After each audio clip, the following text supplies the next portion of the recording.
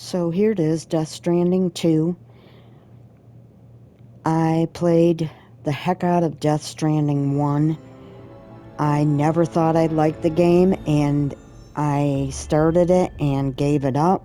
A couple of years later, I started it up again, figured I owned the game and I should give it a good chance. And it became one of my favorite games of all time. There's no doubt it's weird. It's not for everybody. But the people that sit there and say that it's just a walking simulator, well, most open world games tend to be walking simulators. Your fetch quests, you do fetch quests in, Grand Theft Auto. It's a driving simulator, and you do a lot of walking. That isn't all that the game is about. It's weird. There's no denying it. And it's not going to be for everybody. But no game is for everybody. So I know that this, I guess, upscales the weirdness to another level. But from all reports, they've also smoothed over some of the rougher edges and some of the timing and all that, so that it may be a little bit more relatable to some people. No doubt it's not going to be for everybody. But anyway, I did start this game once before.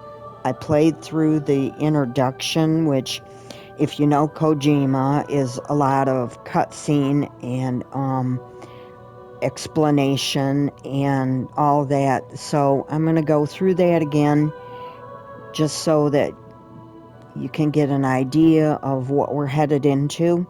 And it starts with the recap of Death Stranding 1 to give you an idea of where we've been and maybe some of the things that we're going to run into along the way. So here we go, Death Stranding recap. Perhaps you remember me. That's right. It's Dead Man. The world, as you know, is in awful shape. And it's all because of the Death Stranding. The dead started to find their way into our midst, crossing over from the other side. We call these entities BTs, Beached Things. When they came into contact with the living, the result was instant annihilation. A void out, leaving nothing but a massive crater in its wake. But that was only the beginning. Strange rain fell from the sky, rapidly aging everything it touched. A phenomenon we came to know as timefall. Structures would rust and collapse, and people grew old in an instant. The world transformed into something completely unrecognizable. Those who survived these changes came to fear both timefall and BTs alike. They withdrew into the remaining cities, which in turn closed their doors to outsiders. People ceased to travel and stopped meeting in person. They grew distant from one another and became further isolated. The social, cultural, and political bonds between humans began to crumble. The Death Stranding was hastening humanity's extinction.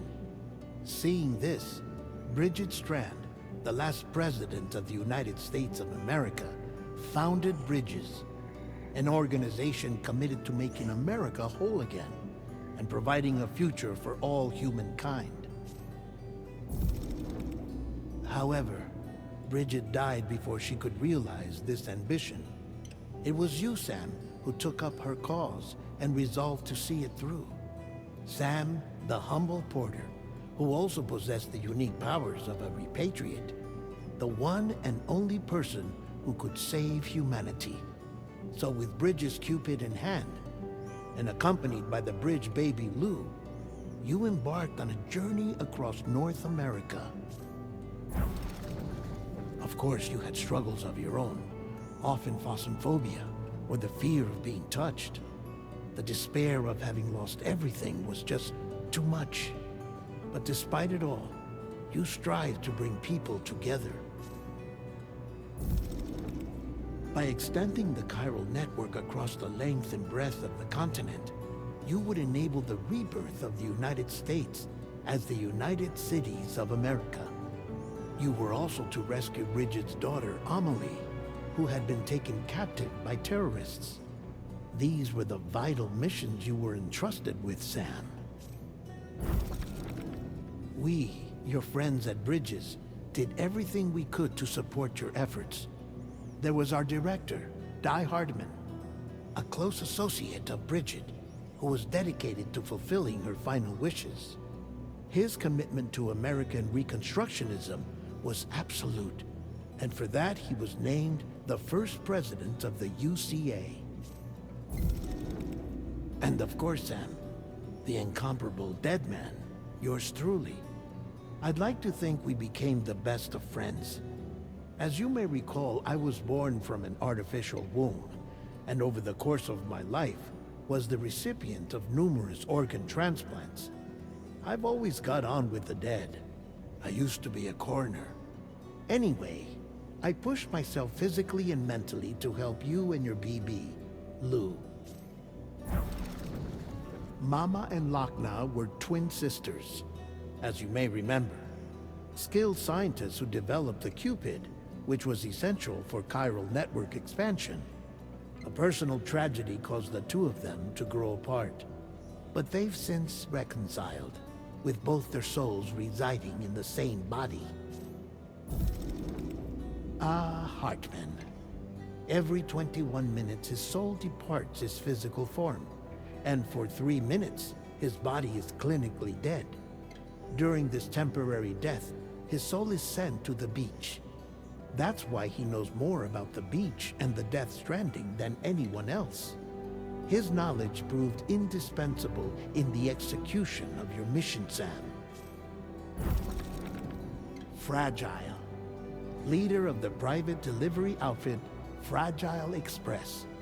Exposure to timefall caused her entire body from the neck down to age significantly. It was the mark of a terrible betrayal. Higgs, a former comrade, used timefall as an instrument of torture, you see.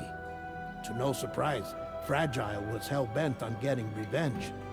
But after meeting you, Sam, she had a change of heart. As your friends, we would stop at nothing to see you succeed.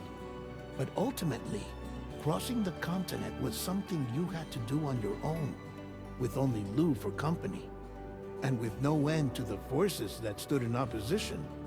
Deadly BTs, unforgiving terrain and unpredictable weather, ruthless terrorists. The list goes on. Without a doubt, your greatest enemy was Higgs. Convinced that humanity deserved to go extinct, he kidnapped Amelie and tried to torment you and countless others. But neither he nor anything else could stop you from achieving your goal. The chiral network was finally completed. The bridge to the future was built. But your ordeal was not yet over. You had to learn the real nature of the Death Stranding. A secret that Amelie had kept hidden from us all this time. And a terrible truth you had to face. But you accepted this final revelation, Sam, and did what had to be done. America rose from the ashes as the UCA, and as the people celebrated your accomplishments, you carried out one final mission in secret, to save your BB, to save Lou. You removed the child from the pod that was their prison, and began a new life together. And so it was that the two of you vanished, without so much as a trace.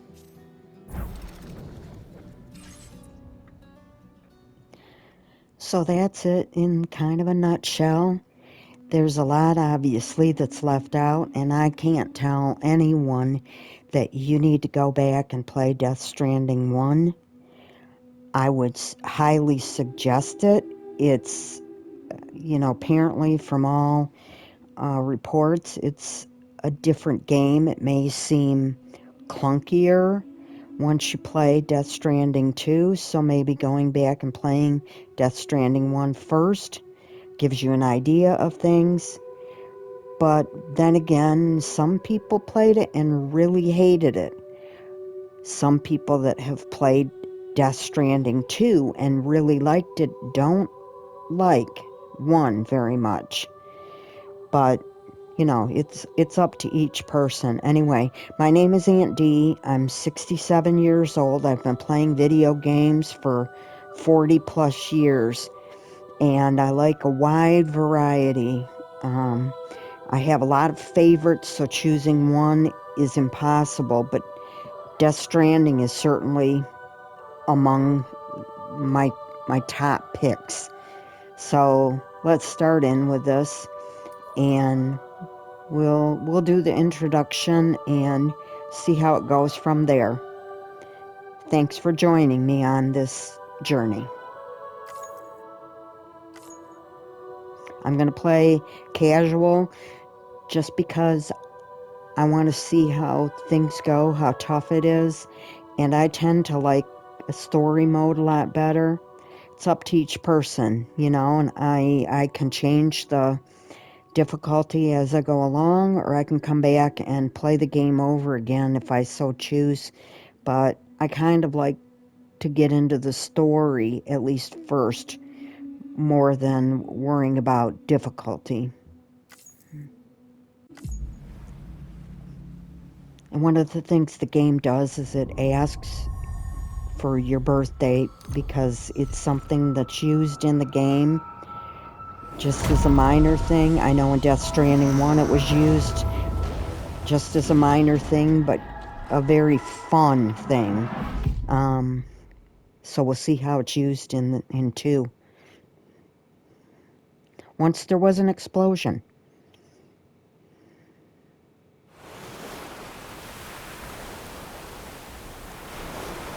A bang that echoed around the world, a phenomenon known as the Death Stranding.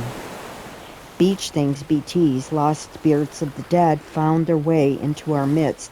When they came into contact with the living, the result was instant annihilation, a void out. Since most could neither see nor sense BTs, people lived in fear of them, withdrawing from the outside world. Cities became isolated and humanity crept toward extinction. To unite what was left of America, a porter named Sam forged a bond with a bridge baby, BB, called Lou, who possessed a special connection to the other side. Together they journeyed west across the continent, reconnecting the people through the chiral network. But on the day the United Cities of America celebrated the nation's rebirth, Sam and Lou vanished without a trace. Though UCA officials attempted to track them down, the pair's whereabouts remain unknown.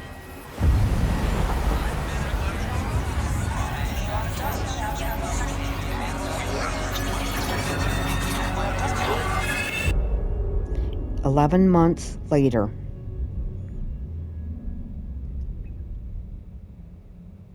I have to say the music in these games are fantastic. I've always loved porters.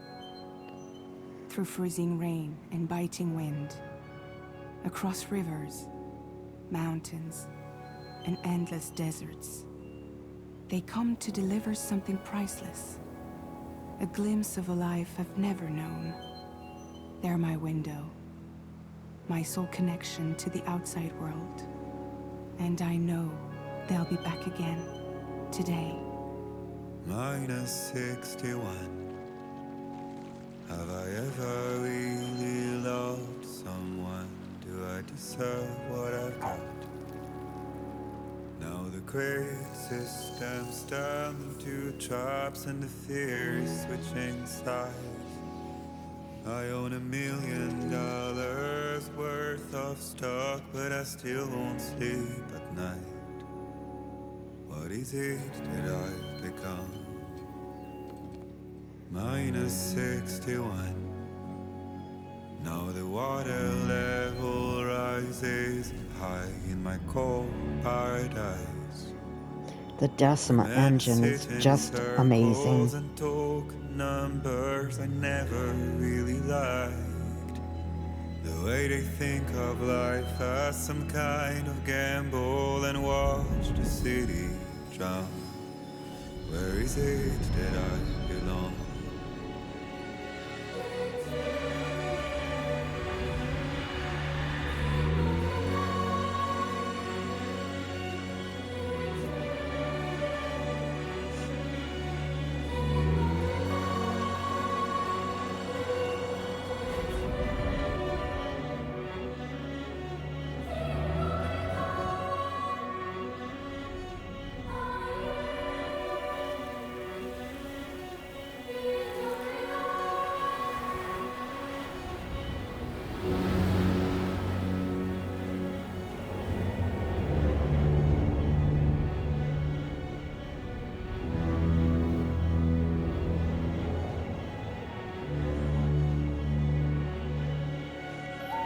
Minus 61. Now the wind cuts the leaves like a knife, and the sun's out of sight. I see the world I built to lose at the trial. What is left and what is right? I made the worst mistake one can make, pretending and playing blind. What is it I'm trying to find? Wow. Okay, time to head home.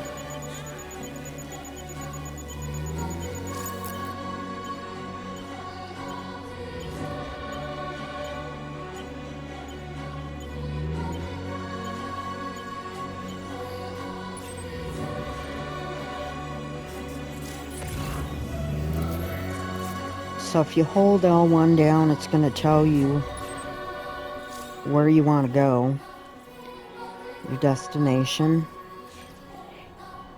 I'm playing on the PS5, obviously, so with the controller you hold L1 down, you see your destination over there. If you tap it, it's going to give you information about terrain, and it can even show you the footprints of other players, basically what route they took. So the more people that play the game, the more a path shows up and shows footprints or worn spots in grass and stuff to show you what maybe direction other people took to get to the final destination. Tapping it also shows you the type of terrain and the danger of traversing it. So like you see, there's the red X's. That's harder to walk on, and you're more likely to fall. Yellow spots indicate a little bit easier terrain to traverse. And then you'll see off in the distance there's things. I can see down there there's a ladder and stuff. And I know this only because I played Death Stranding before, and because I played this bit.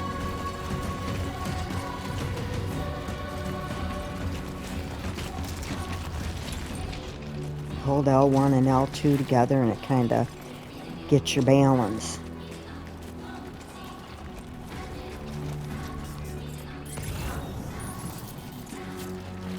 And now I might want to go down here and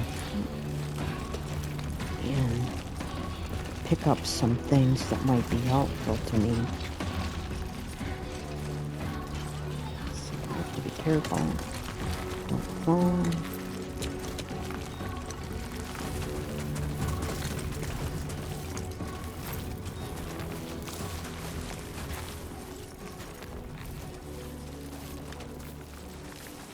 So that's what it's telling you.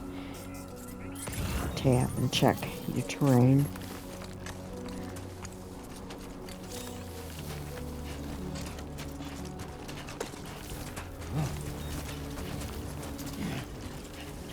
pick this up.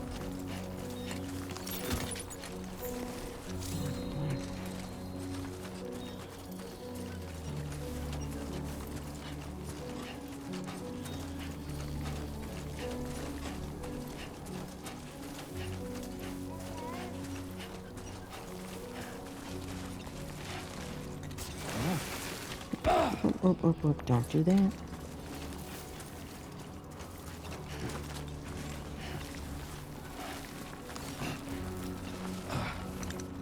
I want to go back up to where we can get a view of things.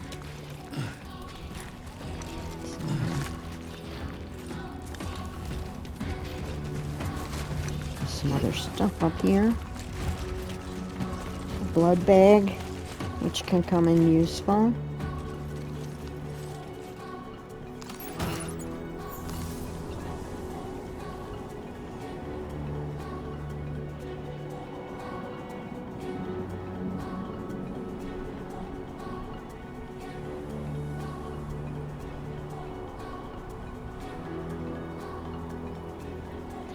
I have to say, I think the Decima engine in video gaming is second to none.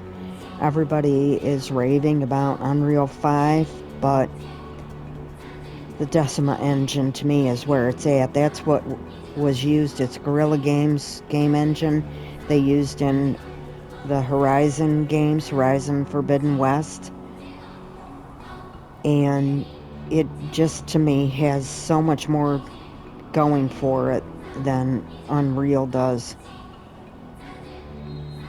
But quite often the most popular thing gets used. It's just my bias, most likely.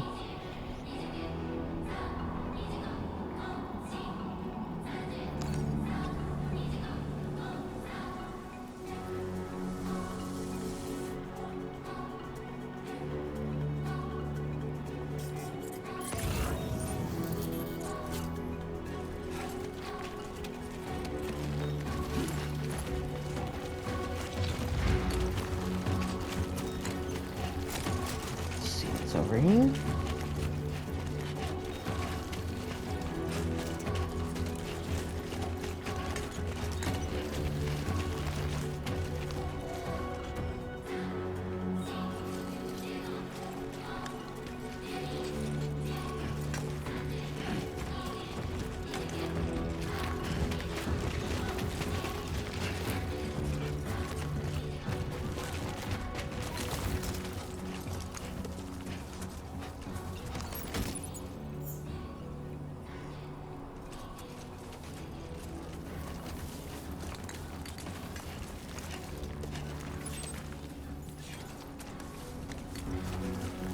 Let's head home before it gets dark.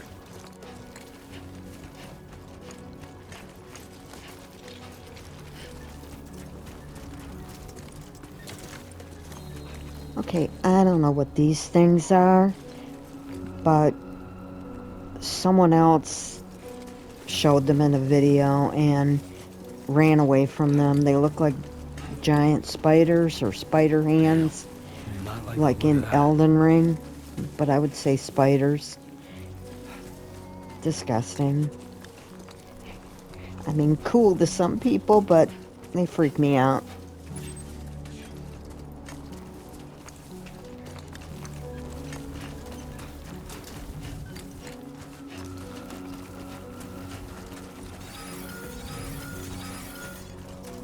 An earthquake. I feel that. A gate Damn quake shaky. measuring 4 on the G scale has occurred.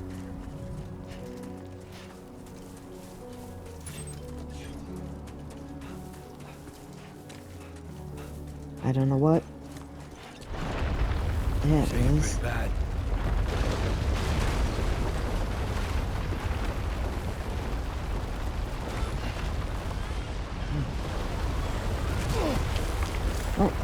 Oh. Okay, we gotta check on Lou. Lou's crying. Falling down scared him.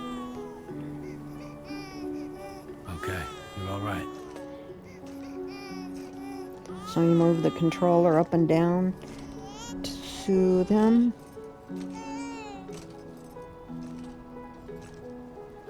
He likes that.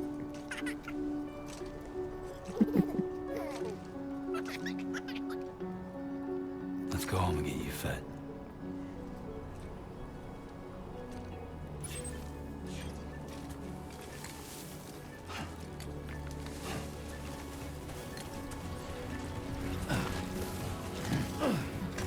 Let's try doing a better job this time. Not scare Louie.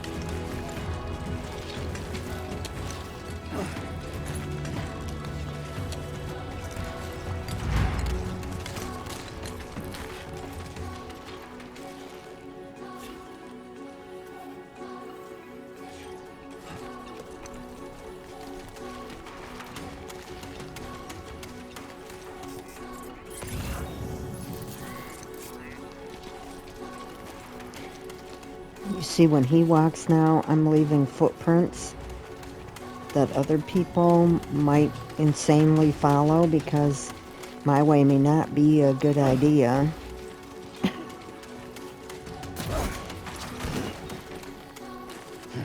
Like that.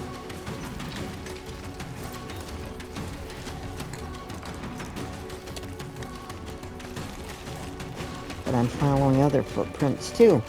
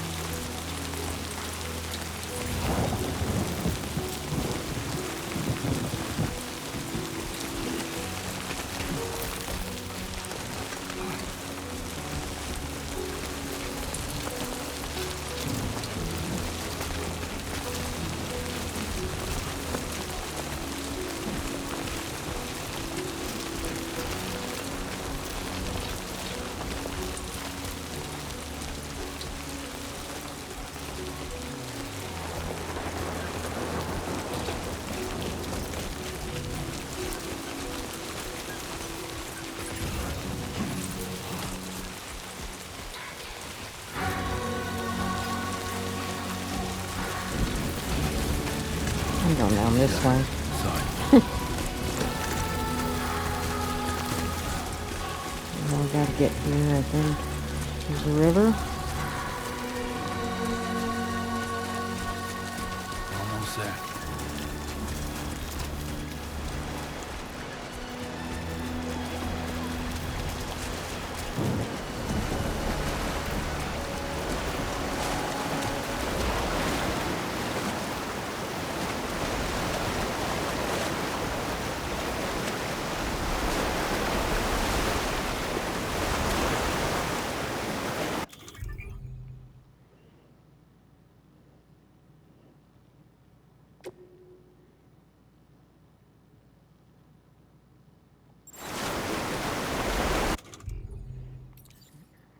I need a ladder.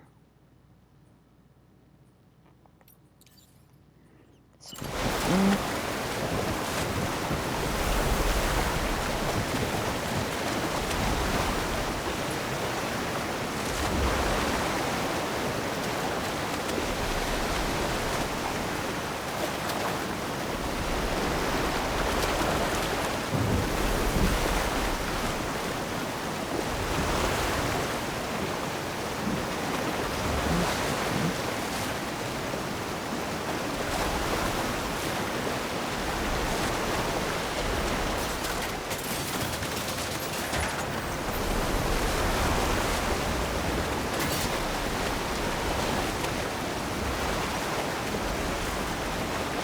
There, we made it.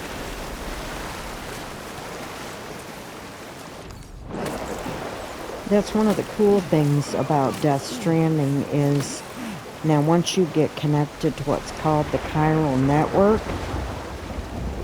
you're going to see other players' structures such as ladders, and, which are very basic things, and other things in the game, and they're going to see yours. And so you can use their stuff, they can use your stuff.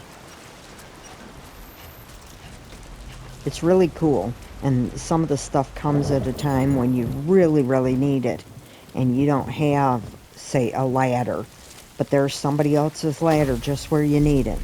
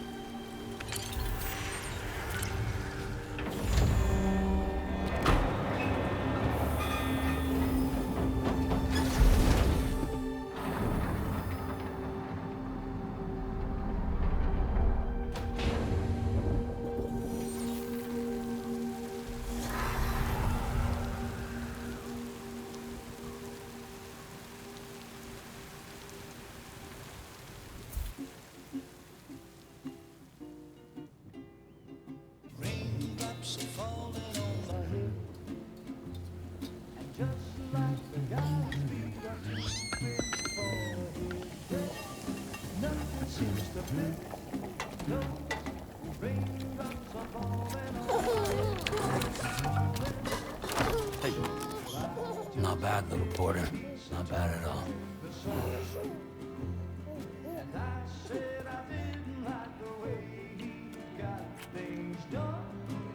Okay, Lou. Time for some nom-noms.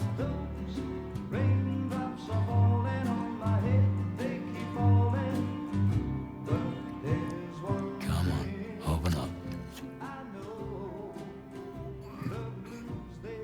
There you go.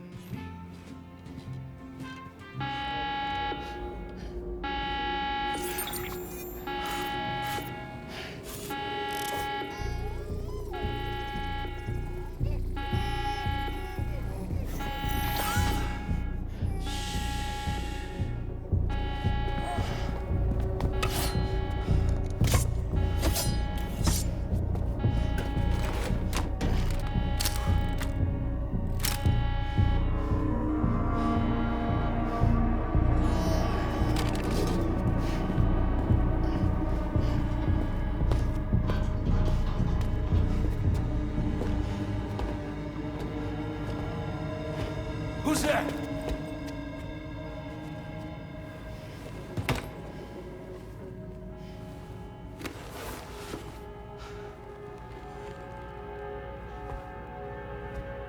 Who are you?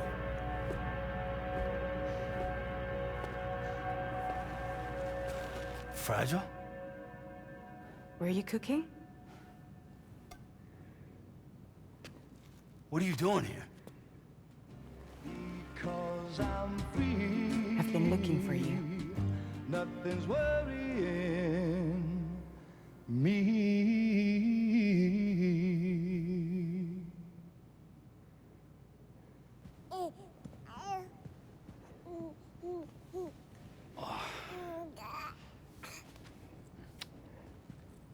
Wow.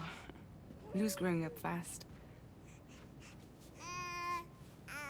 You two look good. Like a happy family. Here's a gift. The finest Carol printed diapers. Thank God. How'd you track us down?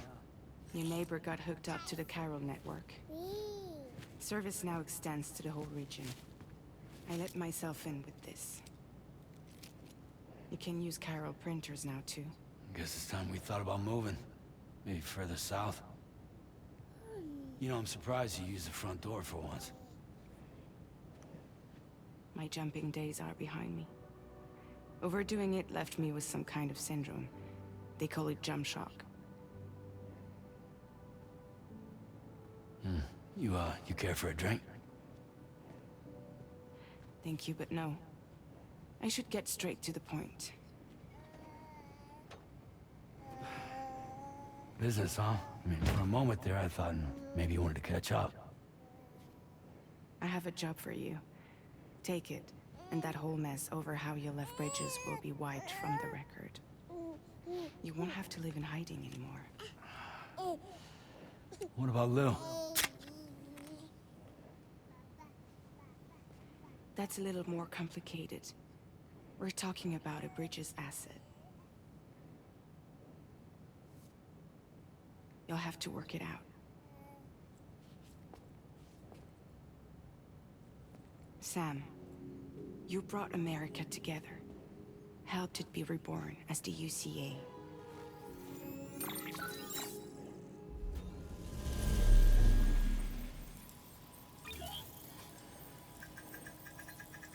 But I'm afraid the Death Stranding is far from over. Humanity is still in danger. Still on the brink of extinction. Don't act like you don't see it. A lot of things changed after you went off on your own. Especially within the UCA. Bridges no longer oversees the distribution network. They withdrew once things were up and running. So your friends and co-workers all went their separate ways. And that's not all. Die Hard Man is not the president of the UCA anymore. In case you're wondering who's handling distribution now, A Pass 4000 has revolutionized the whole process. It utilizes the Carol network to manage and carry out deliveries. Within network coverage, there's no need to rely on human porters anymore. And no need for Fragile Express, of course. So after I closed up shop, I went and started a new group. One that handles work in regions outside the UCA. We decided to call ourselves Drawbridge. And we still require the services of human porters that can work outside the network. Preferably ones with dooms who can sense BTs. Sam, I'm asking you to go to Mexico. To extend the Chiral network to the south. Just like you did when you went out west. You're asking, or is this coming from the UCA? Both. The UCA came to Drawbridge, and now I'm coming to you. So, what do you say?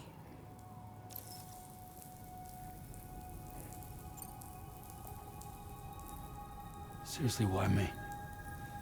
There are several reasons I thought of you for this job. Deadman, for one. He's currently working at a lab in southern Mexico. I don't know the details, but the research they're conducting there is important. Very important. And there are certain things he'd like to tell you in person.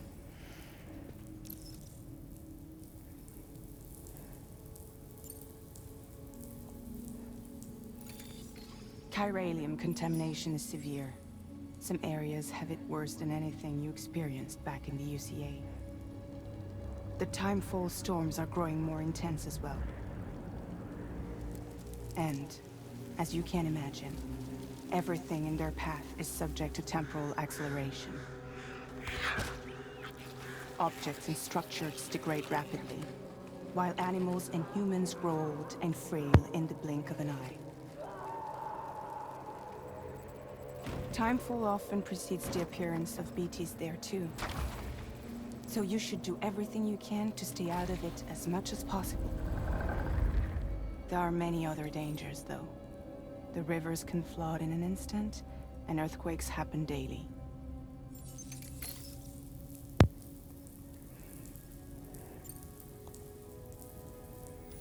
Mexico has no shortage of beached things. Spirits of the dead washed up from the other side were stranded there just like everywhere else. Any human corpse that hasn't been properly disposed of will become a BT. And any living human that comes into contact with a BT will get dragged into the depths of the tar. Giant BTs can and will emerge from the tar as well. And if they succeed in consuming a living human being, they'll trigger a void out, destroying everything nearby in a massive explosion. Several Mexican cities were wiped off the map in this way. The survivors have since become divided and isolated. As most people cannot see BTs, they live in fear of them, and that fear has made them too terrified to venture outside.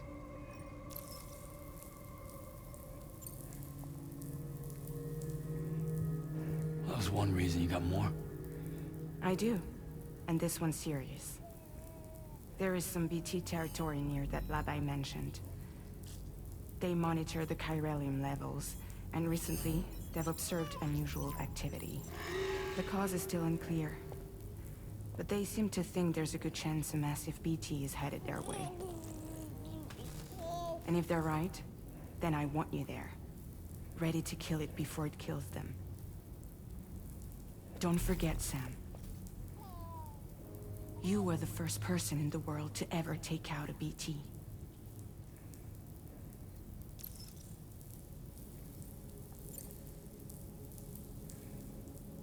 Guess that makes sense. But something's still bugging me. What? All this talk about extending the network into Mexico. Isn't the UCA basically expanding their territory? Taking control, claiming it for their own?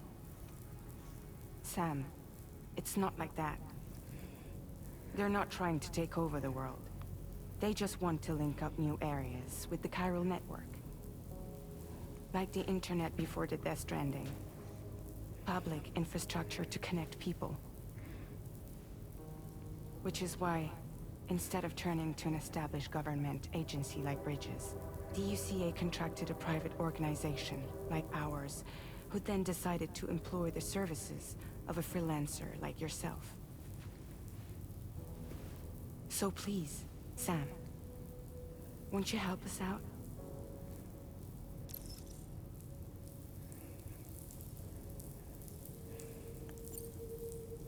Of course. He has to do it. Or there's no game. Yeah, all right. So you'll do it? Uh-huh.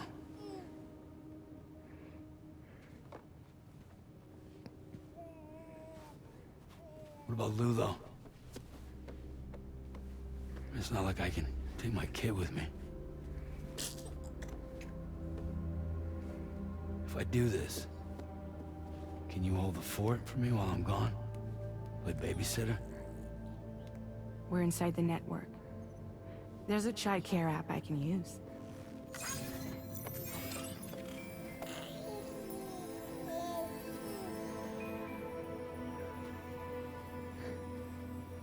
It'll be fine. The lab is only a few days away. I promise he'll be back before you know it.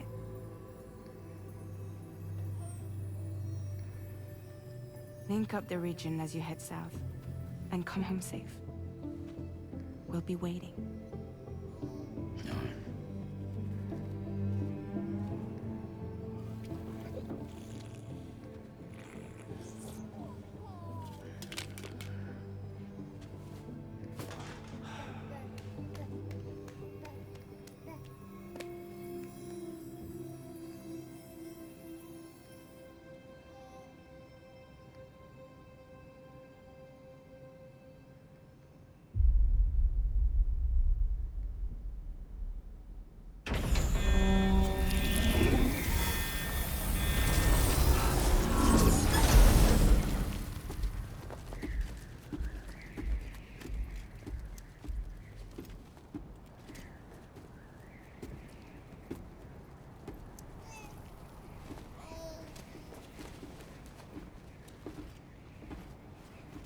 Go on.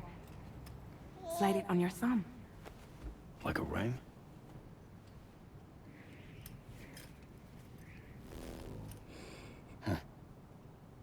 Try sticking your thumb out, like you're giving me a like.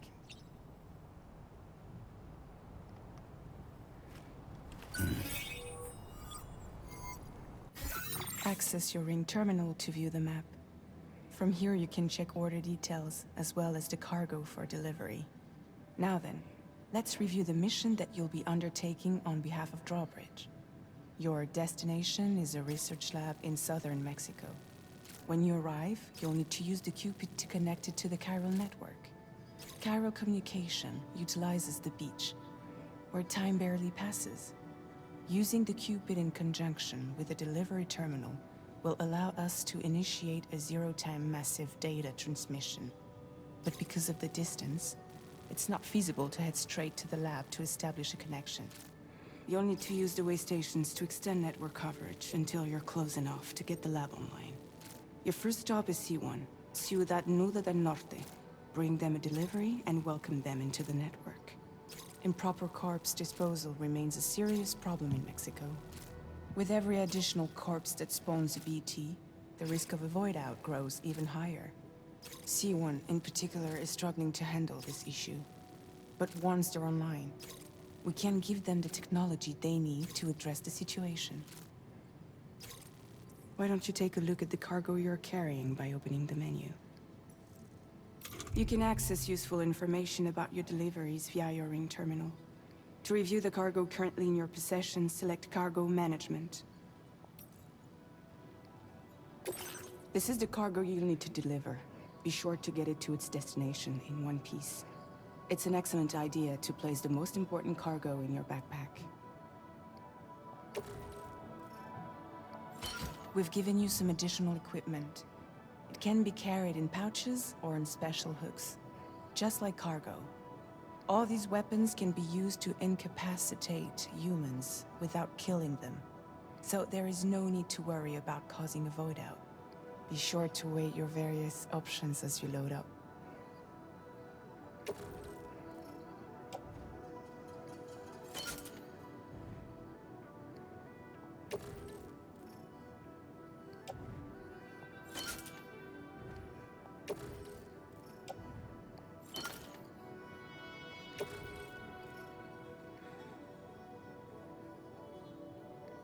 Return to the menu when everything looks good to go.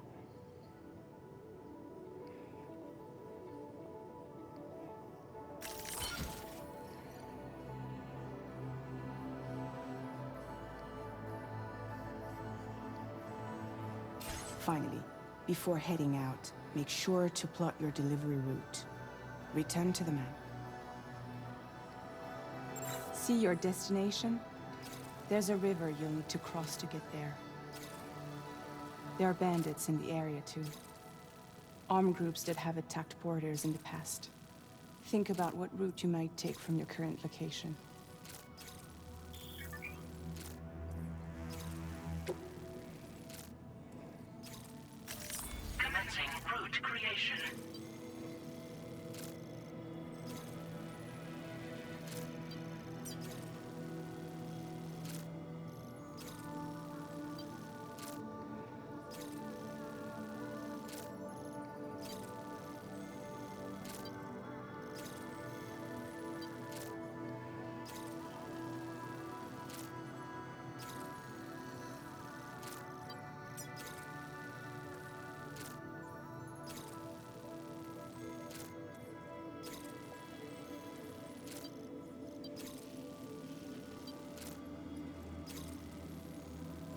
When you plot a route on the map, you'll see what hazards you may run into along the way.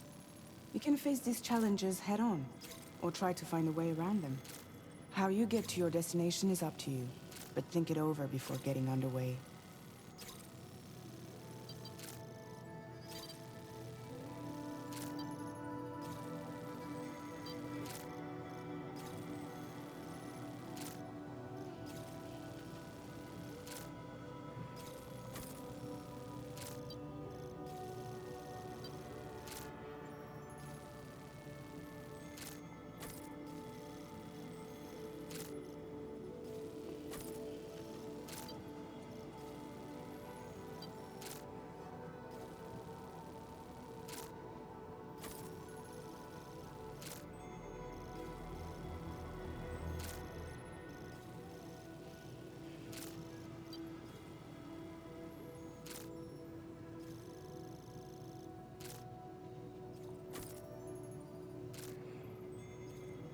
Delivery route finalized.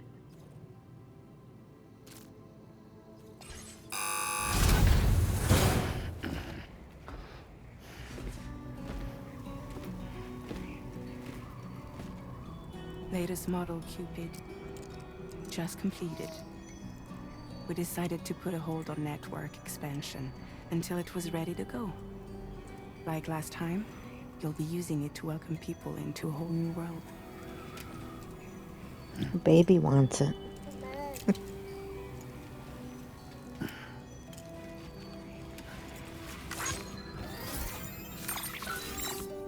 It won't be any harder than before either.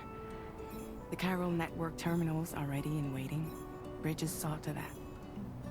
Emily's expedition split into two groups midway. The first continued west, while the second cut south into Mexico. But again, they were only able to lay the groundwork. Until you bring those terminals online with the Cupid, the network can't grow.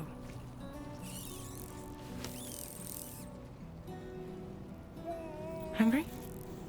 No.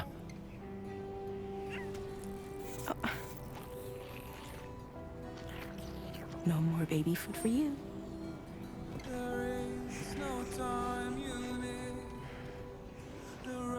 Let you get fragile any trouble, I'm gone.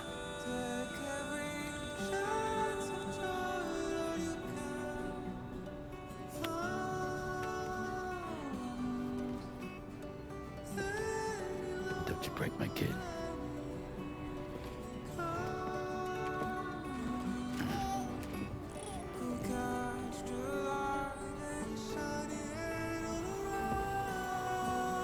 Now who wants to eat?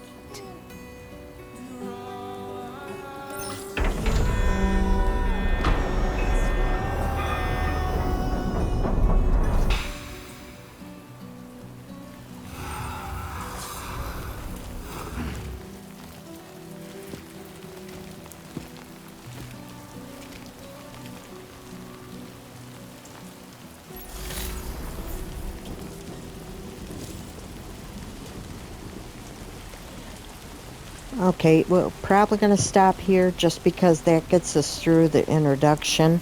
But I'll show you a few things before when you call up the menu, what kind of things you can look at. There's a lot that will be in there and a lot to read, a lot to take in. So take a look at the menu. This obviously shows your map. To access the full menu, you're going to go left on the D-pad, and you can look at your cargo.